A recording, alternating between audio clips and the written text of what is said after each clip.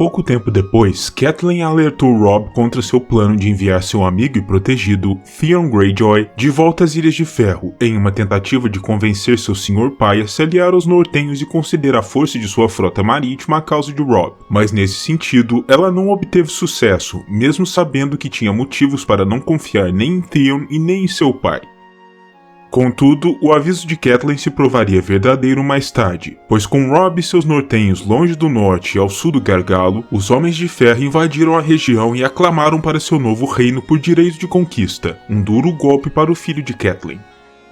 Também foi de Catelyn a ideia de buscar uma aliança com o irmão mais jovem de Robert, Renly, que possuía então uma grande hoste sob seu comando, mas Catelyn também advogou contra ser enviada de Robb até o Baratheon, desejando permanecer ao lado do filho. Foi apenas quando Robb ameaçou enviar o tempestuoso e imprevisível grande John Number em seu lugar que Catelyn finalmente concordou com sua missão de enviada.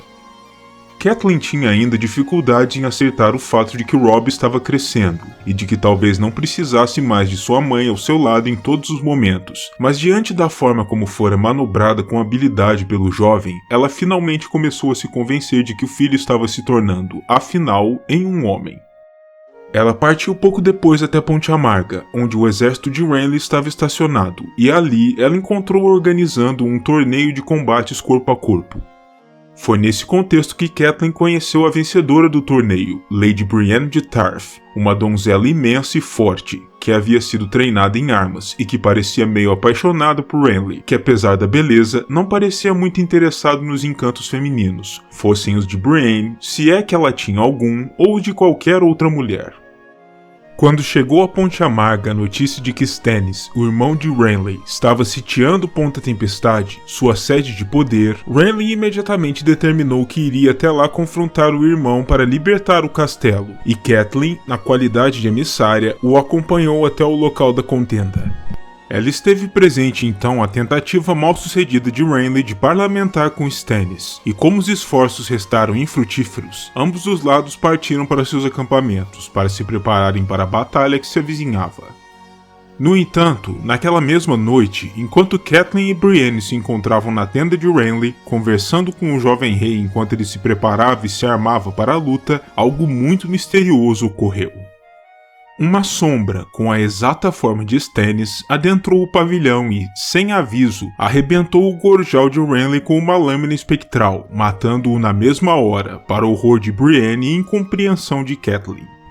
Logo depois, Catelyn e Brienne, sabendo que seriam acusadas por aquela morte, partiram do pavilhão de Renly depressa, e Catelyn, se compadecendo da situação da pobre moça de Tarth, decidiu tomá-la em seu serviço.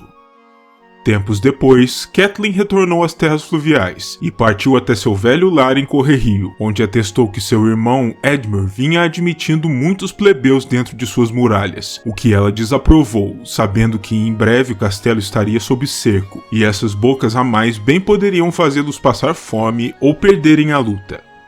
Quando as Irmãs Silenciosas chegaram da capital, trazendo os ossos de Lord Eddard, uma Catelyn emocionada encarregou Helles Mollin, um dos guardas de escolta de seu falecido marido, de levá-los até o norte, para que fossem sepultados com todos os seus antepassados em Winterfell. Durante a Batalha dos Vals, Catelyn e Brienne permaneceram dentro das muralhas da fortaleza Tully, e mais tarde, chegaram ao castelo as notícias vindas do norte, terríveis demais para se acreditar. De acordo com o que se dizia, tanto Bran quanto Rickon haviam sido assassinados por Theon Greyjoy após a queda de Winterfell, com seus corpos sendo exibidos sobre as muralhas da fortaleza. E diante de tamanho horror, Catelyn desejava ao menos se assegurar de que suas filhas, que ainda viviam mas se encontravam sob a custódia da rainha em Porto Real, pudessem continuar vivendo e pudessem se reunir com ela. Para isso, ela e Brienne desceram até as masmorras e confrontaram Sir Jaime Lannister, e Catelyn o fez jurar que enviaria de volta suas filhas a ela, em troca de sua liberdade, incumbindo Brienne de escoltá-lo de volta a Cersei e de trazer suas filhas em segurança até Correrio. Neste momento de confrontação, Jaime admitiu que havia sido ele a empurrar o jovem Bran da torre em Winterfell, causando seu estado comatoso, o que Catelyn tomou como verdade, embora o Lannister afirmasse que não enviara o assassino para tentar liquidar Bran quando este se encontrava desacordado, afirmando de forma arrogante que, se ele desejasse Bran realmente morto, ele teria cuidado do assunto pessoalmente. Depois que suas ações se tornaram de conhecimento público em Correrio, Catelyn precisava ser punida de alguma forma, ou ao menos contida para que não causasse mais estragos, pois aquela soltura de Sir Jaime havia ocorrido sem a licença ou sequer o conhecimento de seu irmão Edmure. E por isso, ela foi posta em prisão domiciliar, por assim dizer, sendo confinada nos aposentos de seu moribundo pai, com ordens para que não se comunicasse com nenhum dos servos do castelo.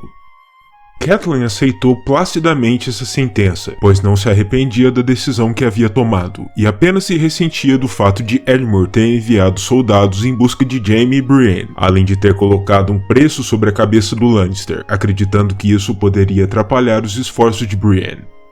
Quando os vassalos de Robb retornaram do ocidente, sua atitude com Catelyn se tornou fria por conta da soltura de Jaime, e Lord Rickard Karstark em especial ficou lívido por ter tido sua vingança tirada de suas mãos quando Lannister escapou, pois fora ele o assassino de seus filhos Torrhen e Eddard. Catelyn tentou oferecer suas condolências a Lord Rickard, argumentando que aquele ato poderia talvez garantir a liberdade de suas filhas, mas o Lorde não queria condolências, e sim sua tão esperada vingança, e Catelyn lhe havia tirado isso.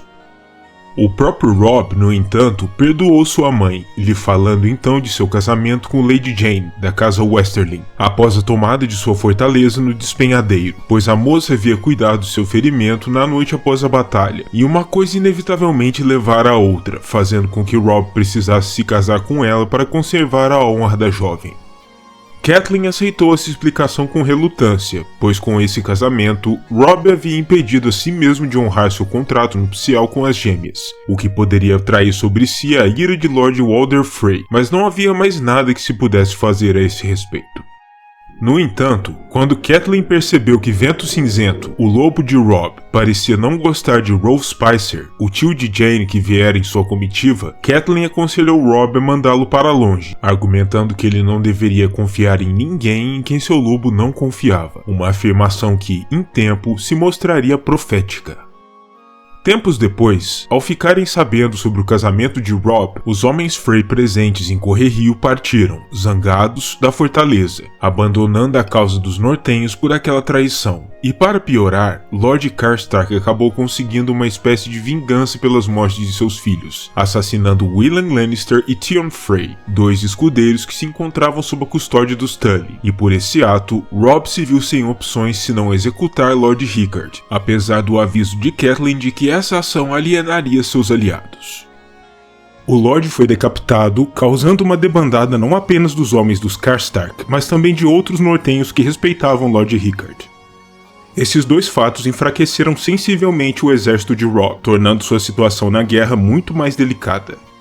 A rainha Jane também vinha se sentindo aflita, pois após a morte de Lord Karstark, Robb se tornou mais circunspecto, se recusando a conversar até mesmo com ela, e quando ela perguntou a Catelyn o que ela poderia fazer para ajudar Robb, Cat apenas lhe aconselhou a ser paciente.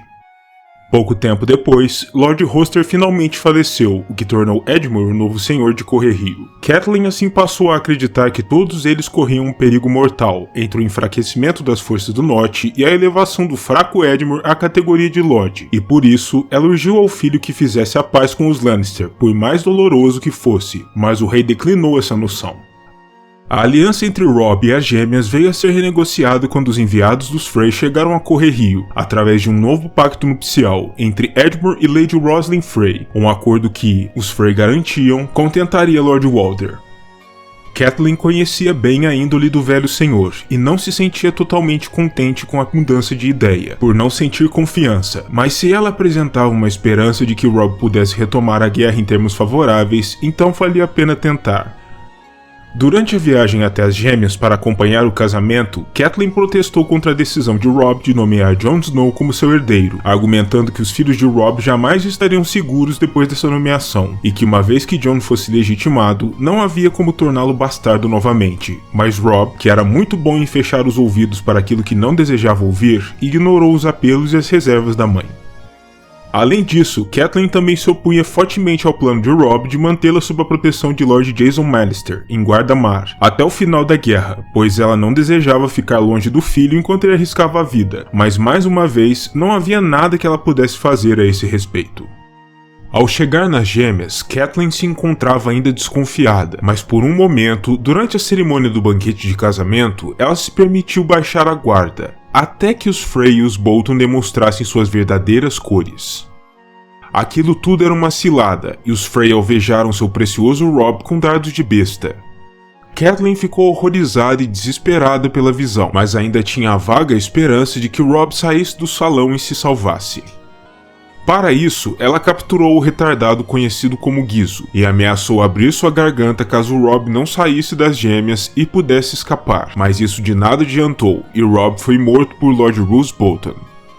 Diante dessa visão terrível, Catelyn finalmente perdeu a razão, gritando histericamente e depois sofrendo um colapso mental, antes de ser ela também morta, tendo a garganta aberta por um dos Frey. Mas apesar do que parecia, esse ainda não era o final da história de Catelyn Stark.